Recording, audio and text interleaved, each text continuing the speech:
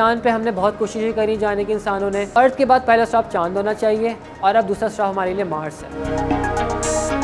यहाँ पे आप लोग ये देख सकेंगे कि ग्रेविटी कैसे काम करती है, मून किस तरीके से अर्थ के अराउंड घूमता है और किस किस तरीके से हमें नज़र आता है। लावा कूल डाउन होता है तो सबसे पहली जो तरह के रॉक्स बनते हैं वो कौन से रॉक्स होते हैं? वो इग्नियस रॉक्स होते हैं। अपने आप को यूनिवर्स में ढूंढना चाहें तो हमें किन किन चीज़ों से अपने आप को गुजारना पड़ेगा।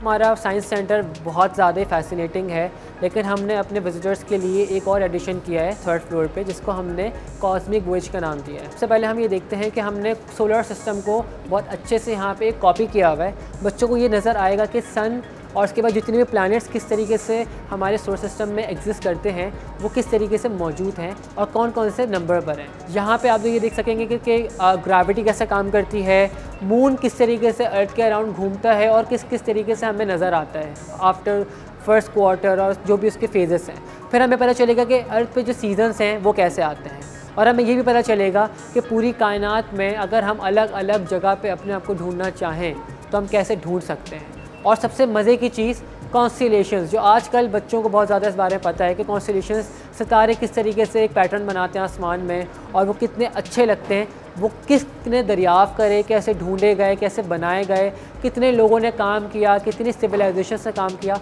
ये सब इस एरिया में उनको मिलेगा। अगर हम अर्थ पे अपनी लोकेशन ढूंढना चाहें तो हम अर्थ पे हमारी लोकेशन कराची है, लेकिन अगर हम अर्थ को ही ढूंढना चाहें तो अर्थ को हम कहाँ ढूंढेंगे? सोलर सिस्टम में ढूंढेंगे। इसी तरह सोलर सिस्टम से आगे जाएंगे तो हम फिर सन को ढूंढेंगे, फिर सन से हम गैलेक्सीज़ में जाएंगे, गैलेक्सी से फिर हम क्लस्टर्स में जाएंगे, क्लस्टर से फाइनली फिर हम आ जाएंगे यूनिवर्स के अंदर। ये एक स्केल है जो अर्थ से स्टार्ट होगा और यूनिवर्स पे आगे ख़त्म होगा, और इस पे एक स्टेप पे हम अपनी लोकेशन को फाइंड आउट करने की कोशिश करते हैं। स्पेस पे पहुँचने के बाद सबसे पहला स्टेप ये होता है कि आपको सबसे पहले अर्थ से बाहर निकलना होता है। जब अर्थ की प्रॉक्सिमिटी से बाहर निकल जाते हैं फिर आपका पहला स्टॉप चांद है, जो सबसे करीब है, क्योंकि चांद पे हमने बहुत कोशिशें करी जाने की इंसानों ने। तो अर्थ के बाद पहला स्टॉप चांद होना चाहिए और अब दूसरा स्टॉप हमारे लिए मार्स है, जो हम जाना चाहते हैं। इंशाल्लाह कोशिश कर रहे हैं और इंसान कोशिश कर रहा है तो चला भी जाएगा। आप स्पेस में से होते हुए आए, अपना सोलर सिस्टम देखा, आपने प्लैनेट्स को देखा, अब आप अपने प्लैनेट पे जूम इन हो रहे हैं। तो अपनी ज़मीन को आपने डिफरेंट रीजन्स में डिवाइड किया हुआ है। सबसे पहला रीजन आपका माउंटेनस रीजन है, उसके बाद आप फॉरेस्ट की तरफ जाते हैं, उसके बाद आप डेजर्ट की तरफ जाते हैं। तो हमारा जो माउंटेनस रीजन है वो भी उसकी बहुत सारी कॉम्प्लिकेशंस हैं, चीज़ें हैं, बेसिक माइनर चीज़ें जो आप सीखते हैं। टेक्टोनिक प्लेट मूव करती हैं तो उसकी वजह से ज़मीन डिस्टर्ब होती है और वो अपने लोकेशन चेंज करती है। कॉन्टिनेंट्स का बनना इस चीज़ पर डिपेंड करता है। इन सब चीज़ों को मिला के हमारे पास जो है वो ये माउंटेनस रीजन कवर होता है, ये सेक्शन कवर होता है। फिर हम जैसे ही आगे फॉरेस्ट की तरफ जाते हैं तो हमारा इकोसिस्टम हमारे फॉरेस्ट के बगैर जो है वो कंप्लीट नहीं है, मुकम्मल नहीं है। तो आपका फॉरेस्ट बहुत इंपॉर्टेंट है। पाकिस्तान में 8 तरह के फॉरेस्ट पाए जाते हैं। हमारे ऊपर क्लाइमेट चेंज का जो इफेक्ट है वो बहुत सीवियर है।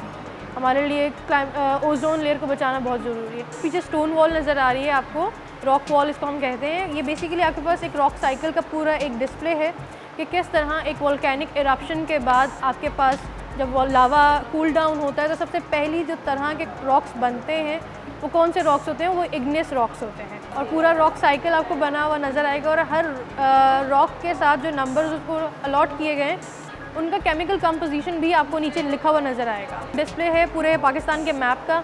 आप उसमें कोई भी प्रोविंस सेलेक्ट करेंगे, उसके बाद आपके पास डिफरेंट चीज़ें आ जाएंगी, जिस तरह डिस्ट्रिक्ट हो गए, वाइल्ड लाइफ हो गई, रिवर्स हो गए। वो आपको एक तरह से जोग्राफिकल इन्फॉर्मेशन देता है आपके अपने ओन मुल्क के बारे में। तो ये सब चीज़ें वो हैं जो आप बुक्स में पढ़ते हैं, लेकिन ये पढ़ने में और विजुअली देखने में और समझने में फ़र्क होता है।